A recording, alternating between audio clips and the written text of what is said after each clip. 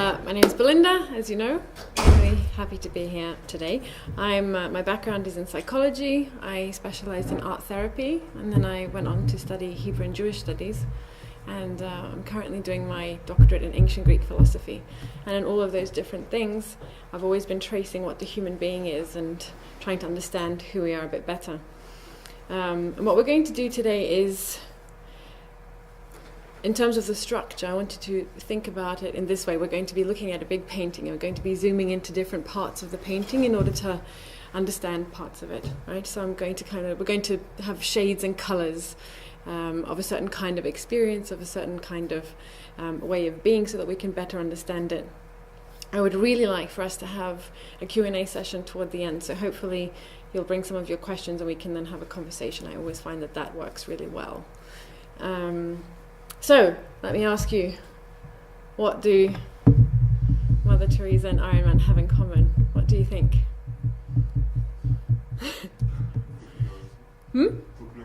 Popularity, okay. Which one do you know better of the two? Okay. All right. Anything else? Helping people. Okay. Kind of heroes. Kind of heroes. Come in. Funnily enough, when I was preparing for this, I came up with this title. I think it was in November, maybe, and I had an idea when I came up with the title, and then it disappeared from my mind. And as the day was approaching for today, I was like, what did I actually mean with the title? What was it? What was the connection? I completely forgot. Luckily, God reminded me of it, so I'll tell you toward the end what my connection was and why I gave it this title. But just bear this in mind. So, right. What do we mean by intelligence? We're talking about emotional intelligence today, but what do we mean by intelligence? Okay. Is it something? What would you say? Is it something that you inherit, or is it? Can you improve your intelligence? How does it work? A bit of both, yeah. A bit of both, yeah. But it's largely inherited to a degree. The classical definition of intelligence, which can perhaps make us feel down sometimes, because perhaps we might feel that there's nothing much that we can do about it. But the interesting thing is that a few decades ago, psychologists came up with the idea that there are perhaps several different types of intelligence. And there was Howard Gardner. He was in particular a researcher who said, there are different types, different ways in which you're intelligent. Somebody's bodily, really intelligent. People who just see something and can imitate a dance immediately. Their body just knows. They have really good hand-eye coordination. They just know how to move. Or somebody else who's just really good with numbers. Or somebody who can just hear a piece of music and can sing back the melody to you. These are all different ways of being intelligent. And so among those different kinds is interpersonal and intrapersonal. Interpersonal, obviously, between people, so that you're good at reading people, you're good at connecting to people. And intrapersonal is that you're aware of yourself and that you know what's going on inside and you can kind of manage yourself well. So that's kind of what we're dealing with today. And when it comes to intelligence, it's not about comparison, how intelligent somebody else is, because at the end of the day, intelligence is about our capacity to live well. What we want to do is, with who we are and what we have, to live as best as we can as individuals, right? So, for the purpose of today, we're actually looking at intelligence as categorizing our inner abilities to better navigate our external landscape, yeah? If at any point you have questions, feel free to raise your hand. Now, that's the intelligence bit, but what do we mean by emotional intelligence? And this is where it begins to get very interesting. Let me ask you, so what do you think an emotion is? How would you describe it?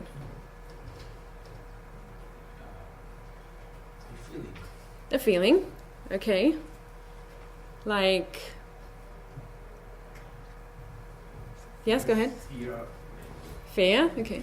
Ability to respond to events that are unforeseen. Okay. In a proper way, Mm-hmm. doing rationally, without going too deep into fear or some other kind of emotion, or too joyous of something happening. Okay. All right. The interesting thing is that emotions that's a tricky word, because we have all these historical perceptions of what it means, and it's been linked to being a very female thing in the past, and kind of you're emotional, or what does that mean that you perhaps express your emotions in a particular way, and that it's expressed differently in men and women. So we have this idea also that rationality is separate to emotions. Yeah, you can be completely rational and you don't have anything to do with emotions, or on the other hand, you're all a pile of emotions and you can't think clearly. But actually, what's interesting is that there are several dimensions of what it means to be what it means to be an emotion. For example, like you mentioned, you could have a feeling, right? That's certainly an emotion. But an emotion could be an occurrence, like if you panic. That's an occurrence, right? It's not really a feeling as such. It involves different things. Or it could be a disposition, right? Somebody's just generally hostile. That's also an emotion, right? It could be something that's short-lived, like anger, or it could be long-lived, like grief, for example. There are emotions that are connected to typical facial expressions, such as disgust, right? There's always a facial expression that follows disgust. If you imagine eating a bug in your mouth, like, right? Or there are emotions that have no facial expressions, such as regret, right? There are also emotions that are common to the species. So all species feel fear. But then there are some that are specifically human, such as Schadenfreude, yeah, which is the German word, as the German-speaking people will know, is the joy when somebody else fails or when something else bad happens, right? So there are different kinds of things. You see that emotion suddenly means much, much more. It's much more complex. And what's interesting for us and what's important for us to know is that we are not these dichotomous beings. We're not separate. We don't have reason as opposed to emotion. We're actually very interlinked. It's all one, right? And we as Adventists like to say that this is particularly true because we believe in like the health message and being whole beings, etc. Blah, blah, blah. But I find that we still struggle with this sometimes. We still tend to think like, no, ratio, a reason over here and emotions over here. But science has been catching up to this idea and has shown actually that you cannot have a thought without having an accompanying emotion. You're interlinked. So that suddenly raises all sorts of questions, because if that's true, that means that emotions are involved in everything that you experience every single day. Which now brings us back to also, what does it mean to be emotionally intelligent? Right? So, to be emotionally intelligent is to be competent, right? To identify and express emotions, to understand them, and then to be able to regulate them, yeah? To regulate both positive emotions that we experience and negative emotions in ourselves and in others. Okay? That's essentially what it means. Now, it's usually broken down into these four ways. So it's about, first of all, perceiving them. Okay, what are the emotions? Can you recognize them in people's faces? Can you read them? If you hear a piece of music, can you pick up what the emotion is? Are we able to perceive them? Or in stories. The second thing is to understand them. It's not just enough to perceive them, but okay, what is it actually? What is regret? What is sadness? What is envy? What are these other things? And then once we understand them, then we're able to predict them. These situations give rise to this kind of thing, either in me or in other people. And then we understand how certain emotions can blend, how we can feel several different things at the same time. Have you ever been relieved and absolutely wrecked at the same time?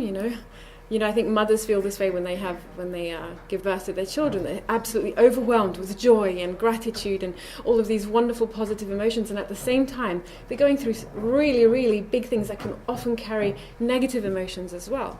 So it's understanding how we can experience them, how they blend and how they change. And then we come to the managing aspect, which is, okay, well, when I feel these things, when I experience these things, what do I do? How do I then go about this? How do I express, if I feel a certain way, how do I express it in one situation? And is that way equally valid or a good idea at expressing it in another situation, right? There might be something that's okay if you're expressing it with your partner or with your close friend, but in a meeting or with people that you don't necessarily know, you wouldn't necessarily express the same emotion in the same way. So it's knowing how to make the differences between this.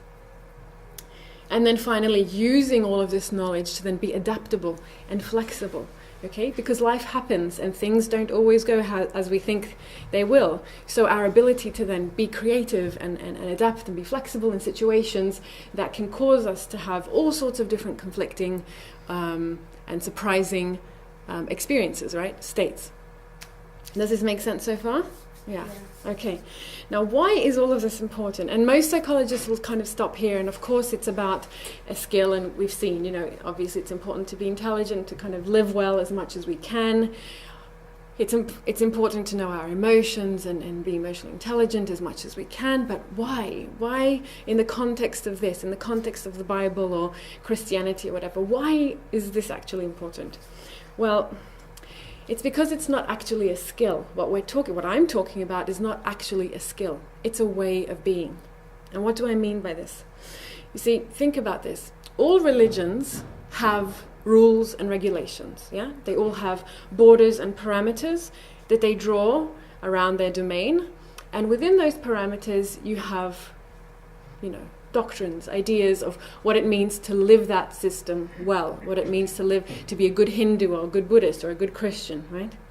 And so many of the world's religions have similar borders because they, to a larger or smaller degree, define what it means to be good in similar ways. So what you do then, if you're an adherent of one of these religions, you essentially live these rules and these regulations and these ideas. You try and live that knowledge as best as you can, right? But if that's all Christianity is, applying knowledge as best as we can, then, in my opinion, Christianity is just like every other religion. What's the main difference? What's the difference? And this is where emotional intelligence, in the way that I'm talking about it today, becomes really important. Because like I said, it's not a skill, it's a way of being. Because think about it. Christianity talks about a God who is a living God. One who breathes and moves kind of in the same way we do, right? That the Spirit of God moves and we don't know where and how, but He does. Well, in order to follow God, who is alive, who is always moving and being, we need to be a certain way in order to live with this God who is alive and moving and being. And so the question is, how do we become these kind of people who are able to live with God in this way? And this is where this comes into play. Because what I'm talking about is emotional intelligence as a precursor, as a prerequisite in order to live this kind of life with God. Because it leads to something that I call whole intelligence. And we'll come to this a bit later. But with this in mind, God is a being, right? He's not a system to be mastered. He's not a set of doctrines to be learnt. He's not a set of precepts to be put into practice and perfected. God is a being. So what are the implications for us? And how does this translate? So I want to give you an example. For example, Simeon in Luke 2. Right? Simeon, who was Simeon? He was a man who God had promised he was going to see the Messiah before he died. And then one day, he's moved to go to the synagogue.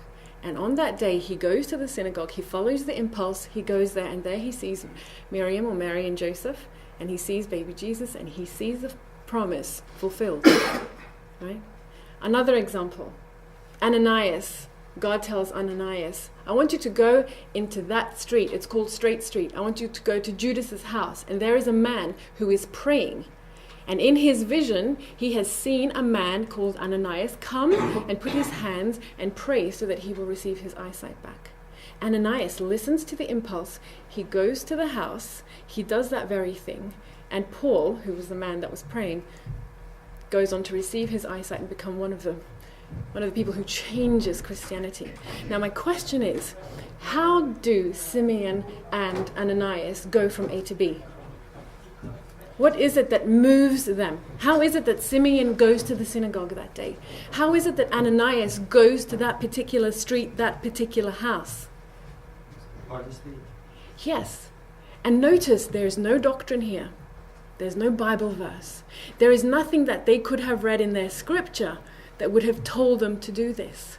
right? There's no religion as we define it in this at all. What there is the living presence of God in them and their ability to recognize it, trust it, and move on that impulse, right? Because there will never be a Bible verse that's going to tell you, go into that street, into that particular house, and there's a man doing this and this. There's just not, right? This is what the rest of the book of Acts is for. This is where we come into play. So now the question is, how do we become these kind of people, right? How? I said that Christianity, in the traditional understanding, is just a religion just like any other. But if we're to be reminded that God is a being who moves, and that we as beings are able to move with him and actually accomplish his purpose in us and in others as we move with him, then what becomes important is your personal experience of God as the ultimate truth, right, that can be trusted, because that's actually what forms the bones of this system. This isn't to say that the Bible isn't important or the rest of it isn't important. Of course it is. This is what gives us our foundation. But it cannot be where we stop if we're to become these kind of people. Because if we do, then we're never going to follow the impulse or notice the impulse to go to a particular place and move with the Spirit. Right? Is this clear? Okay. All right.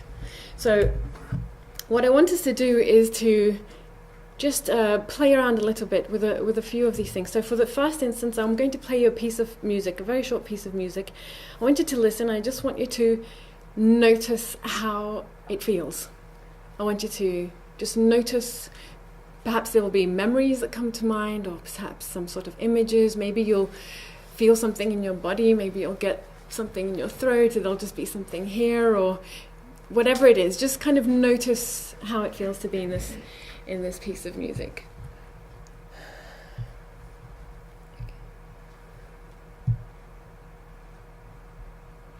And I apologize in advance for the sound, which will not be ideal. Okay. Sorry. Okay.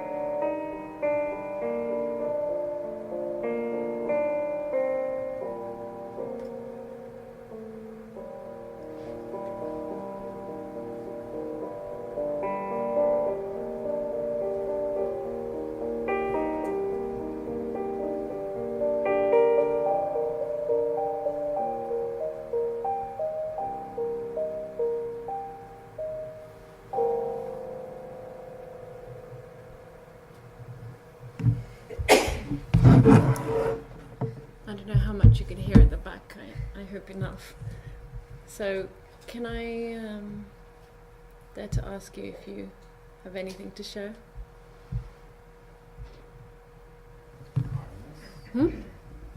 Calmness. Okay.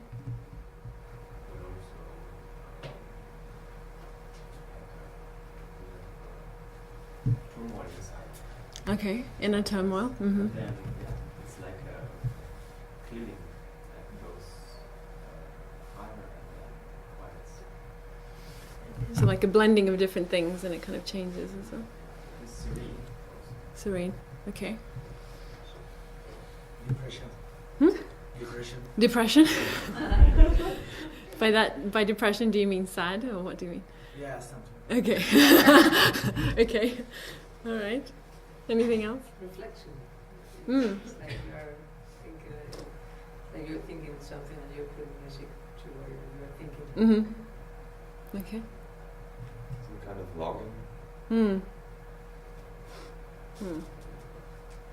The interesting thing is that whenever we expose ourselves to different things, whether to different people, different pieces of music or art or places, they're going to evoke different things in us, right?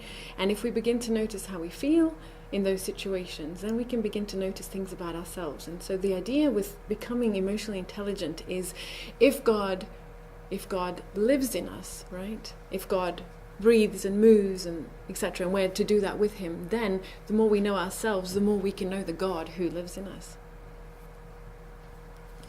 Right. The question is, how do we become this way? So the next thing I'd like you to do, does everyone have something to write with, pens and paper, or phones maybe? Okay, phones can work. Pens and paper would be ideal. But here on the side, you'll see some photographs, black and white photographs. What I'd like you to do is, I'll give you about 5 minutes for this, to just have a stroll and notice which photograph speaks to you, which one will call you out, which one catches your attention, which one feels like it's drawing you in, and stay with that and just write down any thoughts that you have or any associations that you have, particularly anything perhaps that might be related to your connection with God, right? Just how you feel. But is it clear what I'm asking? Yeah. Okay. Just one.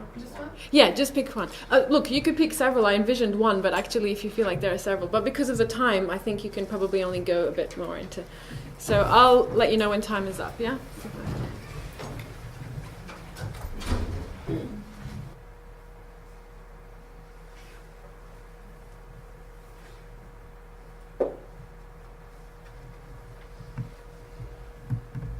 Okay, I'm sure some of you could keep writing and writing, which is good. This is something you can you can continue at home, so to speak.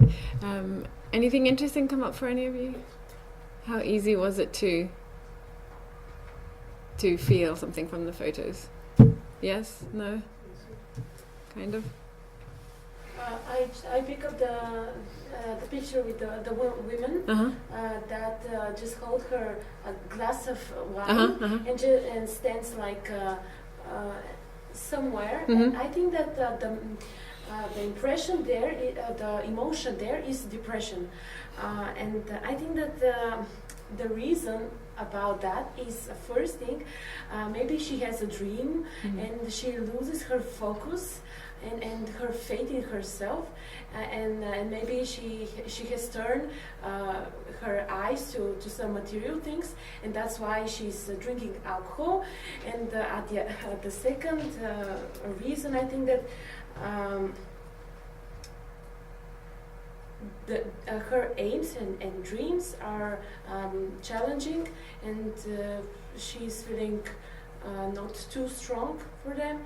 And I think that well, if I had some tip for her, then I would tell her that she must ministry. Then because it's very. I saw that in this picture that her shoes are next to her. So my tips for her is. My tip for her is just to take her shoes on and go and share the good and go in ministry and just to give, not to whether to receive, and because this is a mission. So just to be in submission, to have an aim, to have a focus on not on material things, and that is my observation. Fruitful. Okay, thank you for sharing. Anything else? I think in general most of the pictures being in black and white and not showing exactly an emotion makes you think more about the sadder part. Okay. I think, except for the one with nails, that from his magnetism, I think, and the one with the girl in the car. Most of them makes me think about sad, lonely, horror hallway, and all this stuff. Okay. All right. The important thing is, go ahead. Yes. I just wanted to add something about the picture where there was a man standing next to it's a river or what it was. And actually, what came up in my mind is just a saying that I would probably say if I'm there, if I was the man. And what I wrote was, "Here I am standing still in silence before my God, knowing that the slightest whisper of His voice is the greatest symphony that plays in my heart." And it's like this man is standing there, just in silence, in the nature, and just waiting to hear the voice of God. And that was the feeling.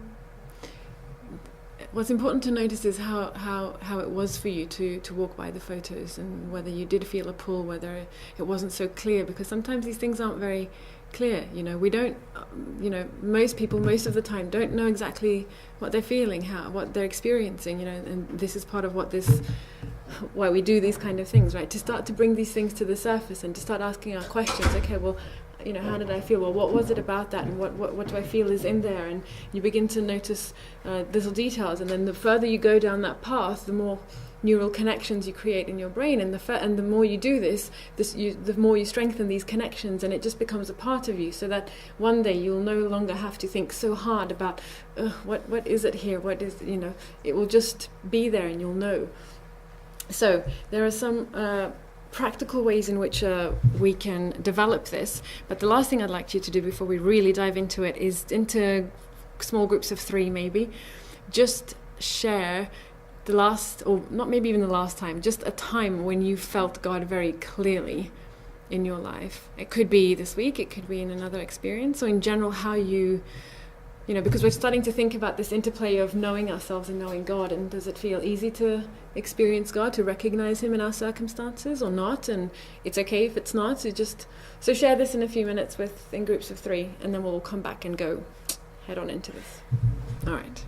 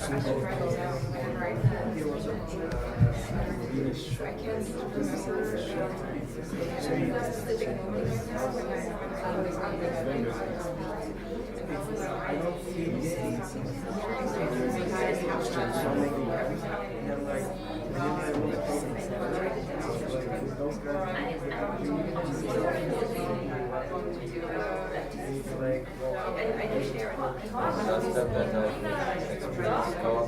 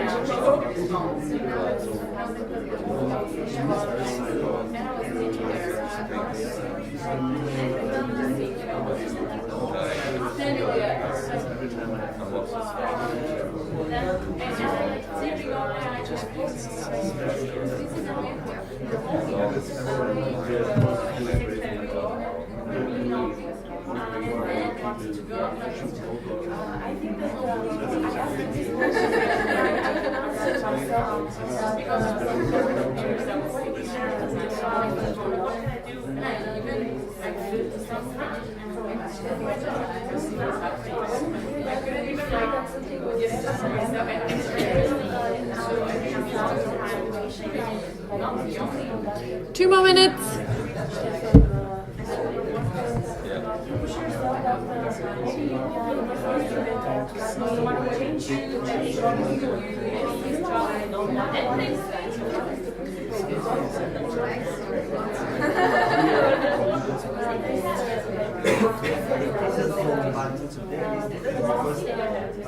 Me personally, I was beyond my comfort zone. It's not to know, I was there for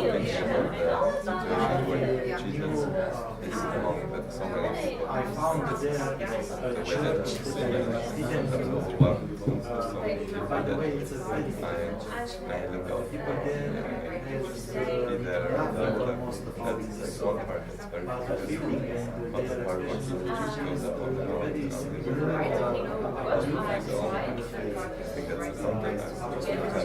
Missing it.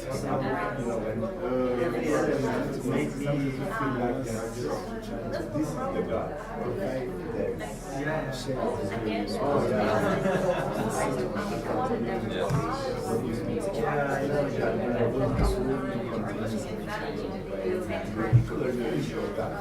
Time to finish up.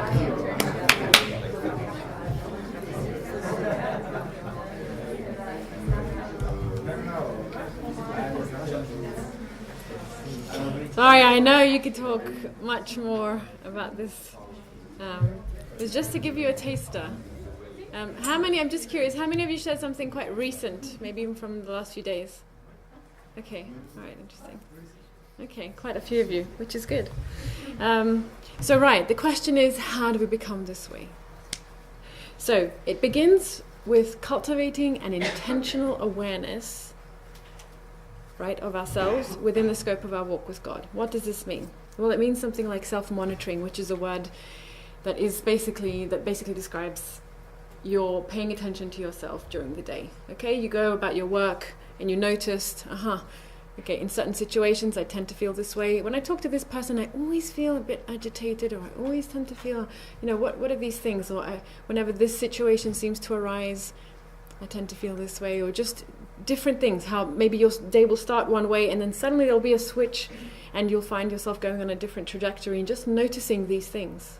Why is it? I was really fine this morning. I got up, I felt really great, everything, and suddenly now I just feel like something's, what was it? What happened since the morning to that point that made that happen, right? What was it? Was it a phone call? Was it an email? Was it a deadline that got pushed up? Or what were these things? And just notice, what's going on inside me? So self-monitoring, that's the kind of overarching umbrella. But then within that, we have the idea of, well, it's one thing to notice it, but then how do I recognize what's actually going on? Can I recognize the differences between the states that I experience, right? Between the different emotions. Because just like we recognize different faces, right? Just like, sometimes it's like, oh, I know that person, I don't know where from or whatever. Sometimes it's like that with emotions, right?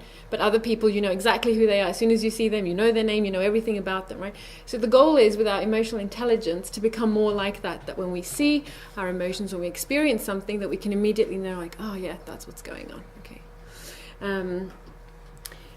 Another important aspect is to listen to our self-talk. What do I mean? This is the conversation that we're constantly having with ourselves in our head. Oh, you're so stupid, you'll never do anything. Or you're always late. And often this is really negative, right? And you'll know the different kinds of negative thoughts that you have, whether it's about your looks or about your abilities or about how you're going to succeed or fail. Right, different aspects of who you are and your life and your situations, but this self-talk is constantly going on in the background, right? And if we begin to tune into this, then we can start to notice, okay, what am I actually telling myself all the time, and where is this coming from? There's a whole other layer that we could talk about, how spiritual warfare comes into this, but we don't have time for that. But just so you know, that's also a little box to have open somewhere on the shelf. But start to notice how you talk to yourself, what kind of things, and then notice patterns, right? Is there a certain way that I feel in different situations, and where does this, is this the voice of my mother? Is this the voice of my father? Is this the voice of my friend and my boss? Who are these voices, right? Who's communicating this stuff to me? Because we internalize so many different things that we don't even know what our self-talk actually is. And if it's there to diminish or discourage or, all these things, well, in terms of fruits of the Spirit, where's that coming from? Is that leading me closer to God? Is it moving me further away? And what can I do? There's so much I could say, right? So, okay. So listening to our self-talk, becoming aware of this, right? And if you start to become aware, you will be astounded by what you find. There's a lot going on inside of we have very rich inner worlds. It's just a matter of beginning to recognize it and start living in there, right? As well as in the external world. Because remember, our definition of intelligence was, being aware of our inner abilities in order to navigate our external landscape. Once we recognize them, can we actually give them a name? Coming back to the idea of, you see somebody, you recognize the face, but you can't remember their name. What's the name? What's the name of that which I'm experiencing now? Is it sadness? Do I feel... Frustration. Yeah, it could be like, is it frustration? Do I feel defeated? Do I just feel... yeah, exactly. Diminished. Maybe I feel diminished, because of something that my boss said or my spouse or whoever else, What are the differences? And I find that we often lack the vocabulary for this. We have happy, sad, surprised, this or that, depressed, which kind of tends to be a big umbrella for all sorts of things, right? And then we don't know beyond that. We can't really pinpoint very precisely what it is. So I suggest that you go online and find a list of emotions. You can easily Google this and pin that up somewhere on your wall and just start to look at it from time to time, and it will bring to mind different words of nuances of, is this anxiety? Is this anguish? Am I feeling, torment? Is it, so many different shades of emotions, and begin to name them as specifically as you can, because when you can name it, then you know what you're dealing with. And then you can do something about it. As long as it's all hazy and unclear, we just feel like, something's not good. I have a rock in my stomach, or I just, whatever it might be, and I feel like something's just on my back all the time. And what is that something? And how did it get there? And when do I tend to feel that way? And in naming these things, then we can be more precise about what to do with them, and then notice patterns and trends. Okay, so over time, I notice that in these situations I tend to feel this way. With these kind of people I experience this. Okay, well, what is it about those situations? And then we can be a bit more kind of Sherlock Holmes with this stuff. And then once we know what we're dealing with and we can see the trends and patterns, then we can ask ourselves the question, well, what actually would help me if that were different? Would I like that situation to be different? Would I like to feel differently? If I would like to, how would I like to feel? All right, if I can name it again. Okay, well, how do I get from there to there? And is there something that I can contribute to, let's say, whenever I see this person? Could I be a different way so that I wouldn't always feel this certain way when I talk to her, right? Or could I bring something to my workplace or that could alter what is the pattern and the trend and therefore change? And remember, it only takes one of two people to change the status quo. As soon as you change something, it automatically changes the situation, right? Because things are no longer the same, and it will force the other person to change or not change, but which will also be a difference, if that makes sense, right? Now, a really important thing that gets overlooked somehow, including in Adventism, is the body in our experience of our daily lives, particularly in our experience of God. What do I mean? Everything that we experience, like we said, the different emotions, the different states of being, we experience in our body. We are not free-floating souls out there, right? We have 2 feet, we're sitting in a chair. You're sitting in a particular way because it's saying something about who you are in this moment. There's a difference whether I'm sitting like this, leaning back in my chair, or whether I'm sitting like this. It's saying something different. You're saying something different. So when we experience these things, we are always experiencing them in our body. So start becoming aware of your body. Okay, how do things feel in your body? Where do you feel them in your body? Like I was saying before, you might feel like you just there's just some tightness there. Or you might feel like there's, people say, oh, it feels like there's something on my chest, right? We say to get something off your chest in English. I'm sure in your languages there might be something similar. What do we mean by that? We mean that you're experiencing an emotion that's manifesting as a physical experience of something heavy on your chest. Well, what is that? And then you'll begin to notice, maybe you'll notice the bodily experience before you can name what it is, right? But just notice, in this situation, I always tend to feel something here, just something here, okay? Interesting, right? In another time, you'll listen to a piece of music, you'll be in a certain place, having a certain conversation, and there'll be something else. You'll start tapping your fingers, or you'll start just being a bit jittery, and your leg will start moving. What is your leg saying? I always ask my friend who always does this with her leg, when women sit and they do this. I always ask her, what is your leg saying? Because it's saying something, and it's in her leg that time. It's not on her chest. It's something different. So start being aware of your body, right? How you feel in your body. And we can begin to notice whether we feel good and feel like we're moving more towards what God wants for us when we feel a certain way in our body. And we can also sense when we're moving away from that by what our body is telling us about how we feel in certain situations. Does this make sense? Yes. Okay. All right, good. So enhanced self-awareness, what we're talking about, is actually now becoming a reaction to the fact that God lives in us. We talk about this, don't we? The Bible says that we're a temple of the Holy Spirit, right? But it's like we forget this, because if that's true, if God lives in you, and in you, and in you, and in you, that means that God is going to uniquely work with who you are and manifest in who you are in a way that's different from Him and from her. Which means that it's essential that we come to know ourselves, because that's how we get to know the God as He is in relation with us. And that's how we can get to know more of His purpose for how He wants us to move about in the world. And remember, this way of life, and remember I said it's not a skill, this is a way of being. It's unique to you. So in that sense, there's no copy-paste. Of course there are things that we can share in common, but it's going to be a unique journey to you. So therefore, no one else can do this for you except you. No one else can come to know you except you yourself. And think about it, if God lives in us, and this is not the pantheistic worldview where God is everything and we are God, and it's not that. But if God lives in us in a particular way, and if we don't know ourselves, we cannot possibly come to know God in that way. And no wonder so many people struggle with hearing from God or knowing God more intimately, because we're completely disconnected from ourselves, and God just feels far away, somewhere there. No, God, it says He's come to live right in here. Okay.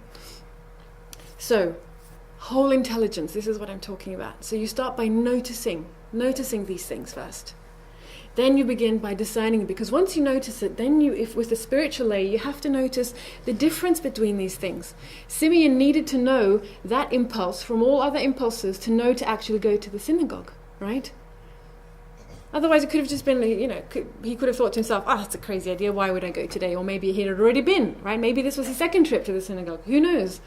So we have to, and this is through trial and error. This is a journey. So over time, we begin to discern the difference between our intuitions, between these impulses to move in a certain way, right? And when we follow them, and we feel and we can see God moving more in those circumstances, in those situations, then we learn over time to trust them.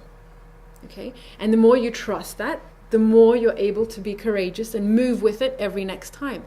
And the more we do this, God moves us into more and more challenging and unconventional situations because we're stronger and we're more able, right? And this is how Ananias could go and do something like that, because in the end, why would he go and pray over a murderer? Why would he go to pray over somebody? Why would he put himself in that situation? That was way insane.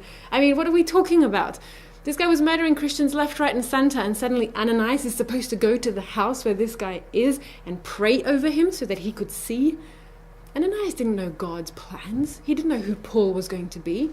But he knew that voice enough to trust it, to move and do something so crazy to fulfill God's purpose in that situation. Can you see why this is important, right? You trust it and then you move. It's actually very simple, and this is a great journey that you can embark upon if you're willing and if you're courageous. There are some practical things that help, obviously. I found that solitude is a really important one.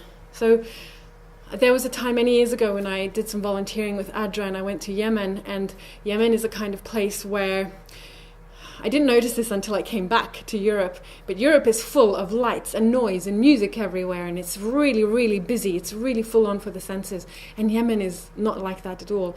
And I spent a lot of time out there in the desert working in the refugee camp, and the stars in the sky, there's no music, there's no nothing. It's really, really toned down compared to here. And I found it much easier to hear myself think, for this world to suddenly come to the surface. And I had been reading, in my daily devotionals, and God had been speaking to me about the desert and a particular passage in Isaiah, I think it's 41, where he talks about turning the desert into streams and for it to flourish and things like that. And one day there was even rain in the desert, and it never happens there. And I somehow thought, oh, God is such a genius. Look at this, even just this little bit of rain, this never happens. It was as though God was suddenly speaking to me about this particular thing in my life in different ways. So that one day when I was driving back from the refugee camp, which is outside of the main city, and driving back to the city, which was about a 2-hour ride, there was just the driver and me in the car, and usually I would put my iPod on and I would listen to soundtracks, which I love to do, and the driver, but I had my iPod in my ears, and because he had the radio on, I couldn't really hear my music so well, and I was getting frustrated, so I just thought, let me just take it on. I'll just be... In that moment, the music is going, it's typical Arab music, I don't know what.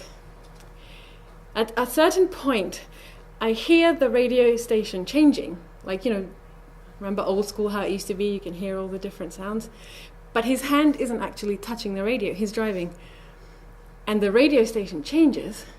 And it sounds like from, how the recordings used to sound from the 1920s or 30s? It kind of sounds like it's coming from somewhere inside something. Anyway, suddenly I realize it's a song, and I start humming along with the song. I'm like, I know this song. What is this song? And it was the hymn, Showers of Blessing. And as soon as I'd recognized the song, the radio changed back without any hands, and the Arab music kept playing. And the guy, it's as though he didn't even notice that it happened. He just kept driving, and I was just like... what just happened, And I just thought, wow, that's crazy, because there's another little bit of God speaking to this idea of showers of blessing. And when you read the lyrics of that song, it's exactly that. It's the dry desert and God making it lush and gorgeous. So what I want to say is that perhaps if I had not been in such a place where I'd been in a place of solitude, in a place of quiet, I wouldn't have been able to notice these things, right? I would have just kept being frustrated and been turned up the music louder in my iPod. So solitude, we cannot hope to come to know ourselves better if we're constantly bombarded with different stimuli. I know this sounds really self-evident, but it really is important. The sensitivity to the everyday, what do I mean by that? God moves all the time. He's alive all the time. We're alive all the time. Which means that any opportunity, any encounter that we have could be a way in which we can experience God and see Him. And I've certainly experienced this in many, many different ways. So if we start to become aware of this, it's no longer about expecting God in really big, miraculous things. It's actually noticing who we are on a daily basis and where God is. So that, for example, in April I went to see a Monet exhibition in London, and I love Monet, I love the Impressionists, and I was walking through the different rooms in the gallery, and then I walked into this one room and I just sensed there's something in here, I just don't know what it is. And I was walking from painting to painting, and then there it was, this one particular painting, and immediately, as soon as I stood in front of this painting, I just felt a well of emotion come up, and tears formed in my eyes, and I found my hand on my heart, putting my hand on my heart, and I was just overcome with a sense of beauty. It was like I was seeing God through the painting. I was seeing God through Monet, and it was something that I couldn't describe in words. It was something that I couldn't, give a shape and form to in that moment. But God used that, and there's a much longer story that continues with that, but I'll just share this bit. So in that sense, yes, all I did was just go and see an exhibition. But what I encountered there was actually God in a completely different format, right? And because of who we are, God's going to do that in different ways with us, right? That particular thing speaks to me, right, as the kind of person that I am, with my interests and my personality, etc. So how God is going to do this on a very ordinary day-to-day basis is going to be different for you as well. I think I found it very important to cultivate a sense of thanksgiving. What do I mean by this? Well, we all talk about, the Bible being a big story, and each of us has our own individual stories. But in order to know our stories, we have to know where we've been. And sometimes it's not clear where we are or where we're going, but we can always see where we've been.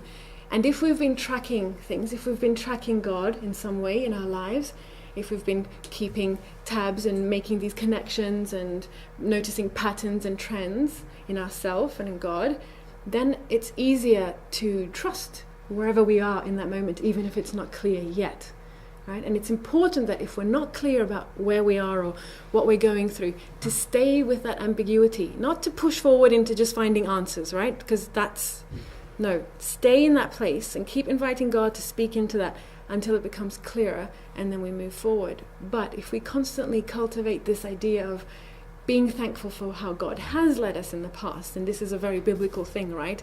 Raising altars, and then as you walk through the same landscape, you see the altar that you built 5 years ago or 2 years ago, and you remember where you were. It changes everything. It gives a larger context to your whole story, and it really is an invaluable part of this journey of becoming more emotionally intelligent. For that purpose, I particularly, and I realize this isn't necessarily helpful to everyone in the same degree, but I found it really helpful to journal, to write. So you might not be the journaling type. You may not have a lot of time. You may not be the word kind of person, right? But find a way that works for you. It might be collecting images, newspaper clippings, or, something, I don't know, some sort of way that captures who God is for you in that moment, or to mark a particular significant event or something in your life, so that you can have your kind of altars, so that you can begin to see the bigger picture. Because how are we ever going to see the bigger picture of our lives if we forget what happened before? And then we can't possibly connect the dots, because we need all the dots in order to connect them. What's the point of connecting 2 or 3 dots and then forgetting that they ever existed, and then we're always connecting just 2 or 3? No, what happens when you have 50 dots, 100 dots? What happens when you have 5 years or 10 years of this? How many dots have you collected? What kind of a big picture is that? What kind of thing is God doing? How big is God in your life? How many amazing things has He done? So find a way, whether it's journaling, writing, collecting something. It might be stones, and you can write a particular thing on it, whatever, something, some concrete manifestation in some way, so that you can come back to it, right? I find that really, really helpful, because we do forget. We can't possibly contain all of this information at the same time. Coming back to the idea that God lives in us and that He's alive, that means that this kind of way of being that I'm talking about it can't be predicted, right? You can't know where your life is going. You can't possibly predict how God is going to be, because God is alive, and what was true yesterday may not be true today, in the sense that he's not going to be the same way necessarily, obviously, apart from the fundament of always being the same. We understand that, right? But he's going to manifest differently. So that means that you always have to be on your toes to a degree, right? God is always going to be surprising you in different kinds of ways. So understand that this is a risky way of being, because it can't be predicted, it can't be pinned down.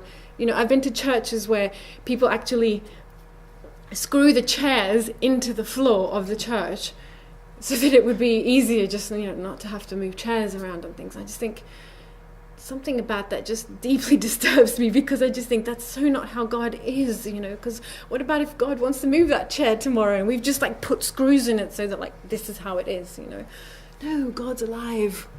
God's alive. Right, where was I? Yes, okay. So it's risky. That means that you can't expect for your journey to be like the person next to you. Okay? Again, there will be some overlap, because we're all Christians, we believe in the same God, right? But your journey is going to be your journey, which means we should look at each other with a sense of wonder and curiosity about who God is in that person and how he's manifesting, because how he's manifesting there is completely different than in my life, right? And if I can begin to see that, I get to see more of God. Wow! And what about if I can see God in you and in you and in you? How much more of God can I see?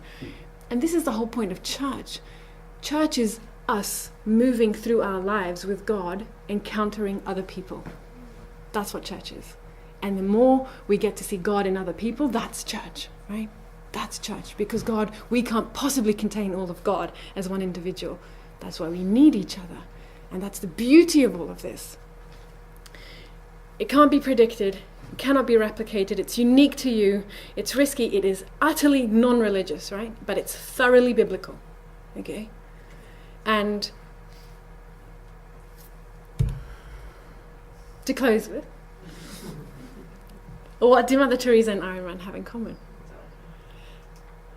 Would you imagine that Mother Teresa and Iron Man go to the same church on Sabbath morning?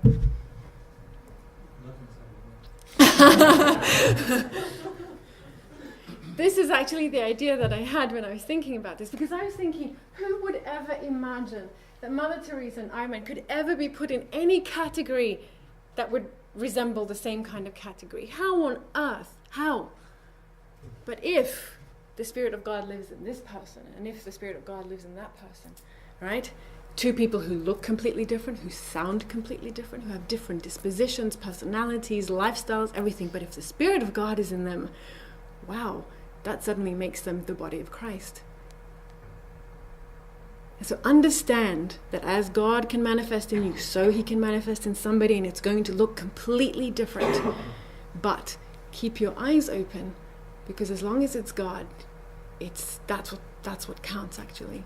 And I'd love the idea that they could be sitting and singing hymns together, and you would just never think that they belong to the same world. But on a deep and visible level, for the purpose of the illustration for this workshop, they do, right? So that was my thinking when it comes to what do Mother Teresa and Iron Man have in common. Now, that's technically the end of my workshop. Here, if you want to take a picture of this slide, if you're interested in the psychological aspect of emotional intelligence, you might want to check out these books. One of them is even a free PDF that you can find available. One of them is a link to a talk that I had that's available on YouTube, in which I talk in much more detail about how to deal with the emotions and how to exchange it, how to give it over to God. We just usually say, just pray and it will all get better, and it actually doesn't. It's the worst advice ever in that sense. What do you do? What does it mean to pray? What do you do when you feel a certain way? Do you just spank yourself and say you're a bad Christian, don't feel this way? No, that doesn't help, does it? So what do you do then? How does it actually change? How do you actually get rid of the things that you feel, and in turn accept the things that God can give? Can you Yes. pass with your point? Yes, sorry. Can we possibly get the presentation? Yes, I can give you the presentation. If you give me your email, I can email it to you. That will probably be the easiest way. What I wanted to say is that so I have something that I call a creative expedition, and I have a mailing list of people that receive my monthly newsletter, and it's essentially a journey of self-exploration, and it kind of links different areas of my expertise together, so that it's always going to be inviting you to look more deeply into yourself and connecting either different biblical themes or themes from philosophy and kind of binding it all together. So if you're interested in this, you can either sign up here at the front on a piece of paper, or you can email me and I'll add you to the mailing list. Or if you just want to have a look and see what it's like, you can go on my website and there's a link to my blog and you can see what it's like, and if you'd be interested in more. In any case, the most recent one was yesterday, and it's about Jonah. Right, questions. Have a few minutes left for questions. Are there any questions? And I hope I didn't talk too fast. Right. Okay. I would like to do something. What would you say to someone who tells you that that's a perfect way to, I don't know the word in English, but suggesting yourself? Yes. What would you say to someone that all of this, Yes. trying to listen to God's voice and all these things, is just a way of suggesting yourself? Yeah. And it works. Yes. Don't say that it doesn't work. Yes. It works. Yes. But it's not. It's just you. Yes. Suggesting yourself. Well, first of all, it would depend on the worldview of the person that's asking, because that would The worldview of the person that's Okay. asking, because that would determine how I would respond. If that's a non-believer, right, then it's a completely different ball game. If it's an ex-believer. It's an ex-believer, right? Okay. On his journey to not believe in. Yes, okay. With ex-believers, I find that often it's a matter of actually something that I find that most ex-believers don't believe any longer because of logical or rational reasons for in that sense, but that something actually happened to them. There was a moment of great pain, answers didn't come, and the heart just closed up, and then for some reason that just continued that way. So in that sense, I would be interested in going and seeing what that was about, actually. But understanding that that's a perfectly valid question. So how do I know that I'm not just talking to myself and that God can actually... Well, if the basic fundament is that God exists and that God is this kind of way as he's revealed in the Bible, then it's a valid premise, right? And if I'm willing to experiment and discover it, then, you know... And is that not a premise anymore? If that's not a premise anymore... Look... In that sense, there's no point in kind of talking about whether God speaks or how God speaks if the person doesn't even necessarily want God or want God speaking. So it seems like that conversation actually needs to happen further along the line. Yeah, but I would go back to wherever that happened. Yeah, there was a moment. Right. Any other questions?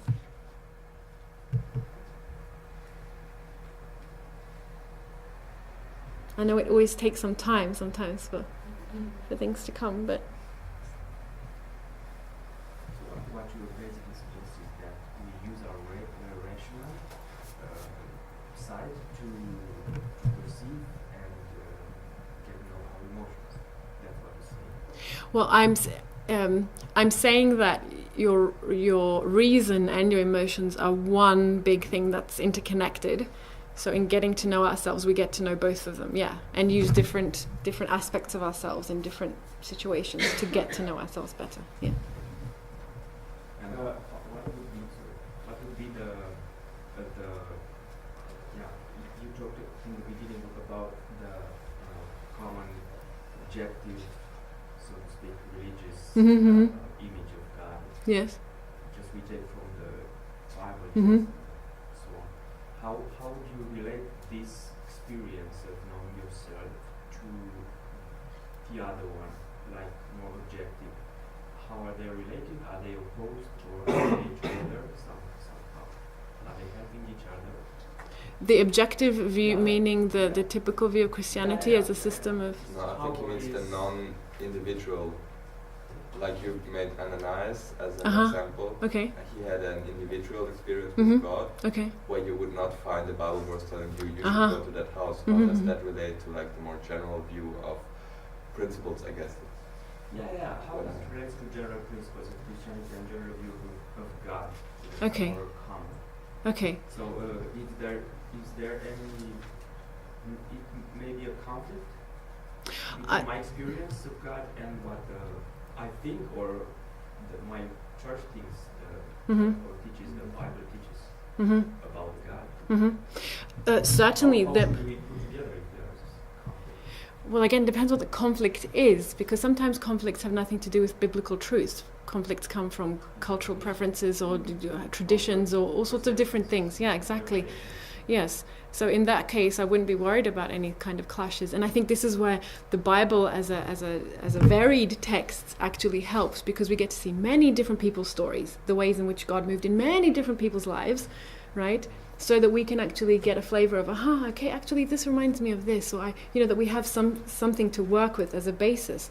And it is a thoroughly biblical idea that God is alive and that God moves today, right? And that He speaks.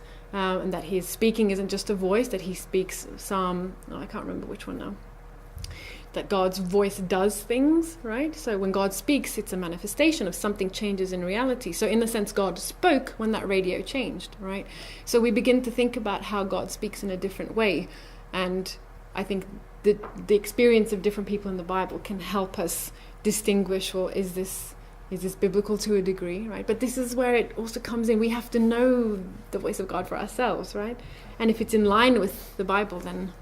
I think a little block to this acceptance of our feelings is our Adventist view that our emotions are inherently sidetrack us. Oh yes. I mean, that's absolutely true. We're terrified of our emotions, and we should absolutely steer clear of all of that, because that's going to lead us right to the devil, and that's really bad. I mean, obviously I'm exaggerating now, but that's yes, true. Yes, and then Roland. Yeah. You mentioned in your presentation several times that, in your opinion, emotional intelligence is not a skill, and I'm quite opposed about it. Okay. Like, in my line of work,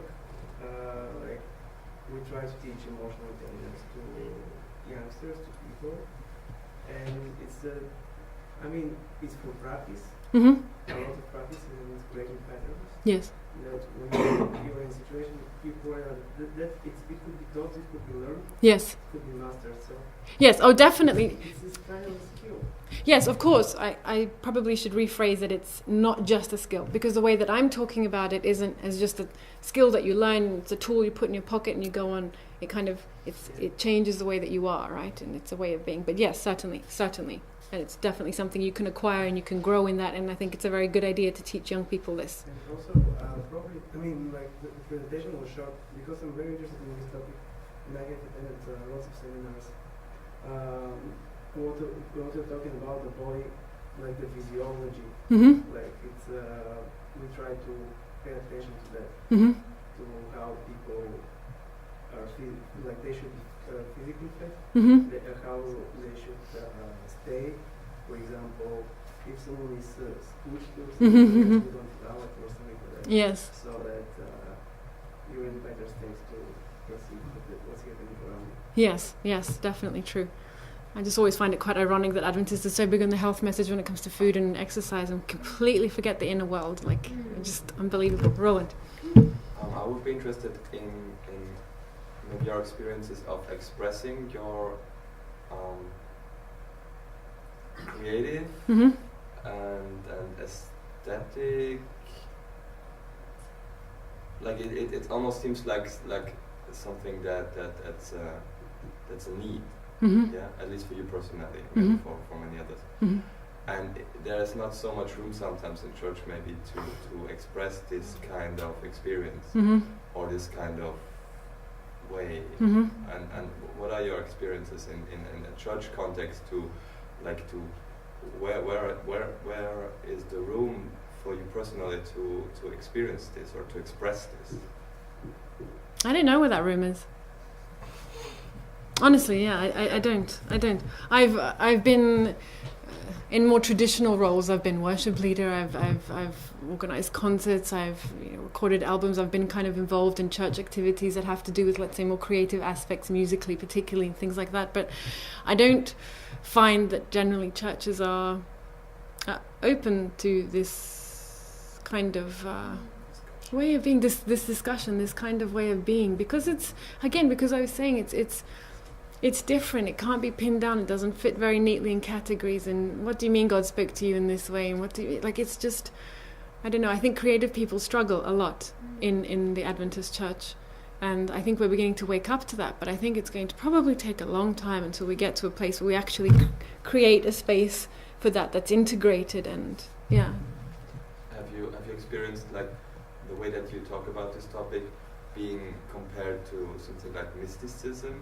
Because for me, it sounds a little bit like something that I think part of the Catholic Church has in the past had or still has like a contact with. Yes. But sometimes it's okay. This is something bad. Yes. Like this.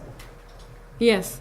Kind of experiencing that. Yes. One of the main questions that I always get is, but don't you think, how can you be a Christian and be a psychologist at the same time? You can't. I would be such a rich woman if I had a penny for every time that question was asked. That's kind of the thinking behind that approach, right, of looking at this maybe as mysticism or something.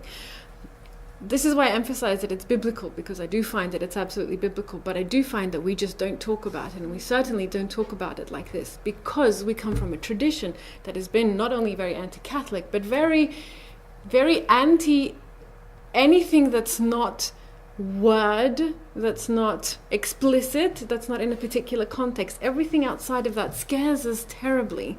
So we are uncomfortable with our emotions, we're uncomfortable with intuition, we don't even know what that is or how it manifests mainly.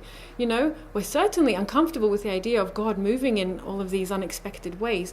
But funnily enough, because we're so unknowledgeable about that, we're wide open to all sorts of attacks and heresies and all sorts of distortions of the way that we can actually experience God, because we're just walking around like, this is what I do all the time in these presentations, but it's like I'm walking around like this. I can't actually see myself. I don't know what's going on there. I'm completely disconnected. And if we don't know who we are, if we don't know what's going on inside of us, if we don't know how God is in us and how he moves us about in the world, what are we doing? Is it enough to just come and listen to the sermon? And it just baffles me. We can't see the flip side of that. We're so terrified we can't actually see that. No, actually, we've thrown out the baby with the bathwater, and we've forgotten that actually, yeah, there probably are some good things in this way. I could go on. So, hopefully that answers your question. But yes, right. Any other questions? I think we've gone 5 minutes over now, but I'll take one last question if there is. I mean, I'm happy to discuss. I'm still here until Sunday morning, so please do come chat to me. Do you think faith has something to do with emotion? Do I think faith? Yeah. Well, I would ask what you mean by faith, because Christians like to use that word, and then when you actually ask them what they think about it, then they're like, oh, it kind of begins to get a bit hazy. But if by faith you mean trust in God, let's say, yes, certainly. Well, there is no aspect of our life that doesn't have to do with the whole of who we are. There's nothing that we experience with just a part of us. We're always completely involved. Now, whether we know that or not, to which degree, is completely different. But yes, certainly. Yes. And this is where I actually find that the biblical message really comes to life when we begin to live like this, because this is the meat, this is the water, this is the living water, this is the stuff that doesn't make you thirst anymore. And that's what you have to offer. That's who you have to be to the world, right? To the next person. Do you think that acknowledge a certain emotion you have that maybe overwhelms you, or you cannot resist having, you shouldn't have been, but if you let it express, or if you get to know other than just let it lead you, it will calm sometimes, it will diminish his power over you. I don't know if I'm clear. Not to me at this moment, but maybe that's just me because I'm a bit tired. Okay. Sorry, what was the question? Let me rephrase. When you have an emotion that overwhelms you, Yes. and you think that will lead you in some place that you don't want to go. Okay.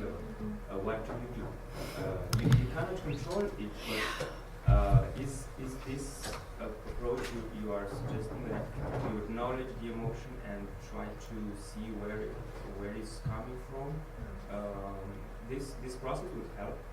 Yes, that's a whole other workshop, unfortunately. Yes. I mean, I can try and answer it now in 2 minutes, but it really is because we've just scratched the surface today, and this is why I said it's like a painting. We've just looked at some bits of it, but actually now to really get into the meat of, well, how does this work in more detail, it would require much more time, but certainly... Well, I don't know. I don't know, wherever you open up the space for it, right? But yes, there are times that this is why it becomes really important to start noticing and discerning, because the discerning element is really important here. Okay, what is this, right? Is this a legitimate kind of anxiety because I'm actually, or what do I say? To learn the legitimate difference between different kinds of discomfort and pain, because not all pain is bad, not all discomfort is bad, right? And sometimes places where we want to go are places where God is taking us because we need to go, and there are sometimes places where we don't want to go because we shouldn't actually go, and that's a really important difference to make, and that's what I can't explain now in 2 minutes, right? But certainly this is the important bit, and this is how we come to distinguish the voice of God and ourselves in the world, because it's really important to know the difference, right? Because, yeah. Thank you so much for coming. Thank you. If you have any other questions, email me or just stop me anywhere. And yeah, go, explore, be. Good. Thank you.